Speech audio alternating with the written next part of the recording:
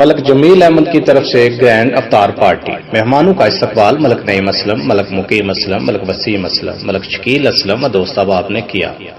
شرکت کرنے والوں میں نمایاں incharge security S I Khawar Tauqeer Ashraf, A S I Amjad Pervaiz, A S I Maqsood Ahmad, operator D P O office Sameer Ahmad, Usman Nawaz Butt, incharge help desk Jalalpur Jata,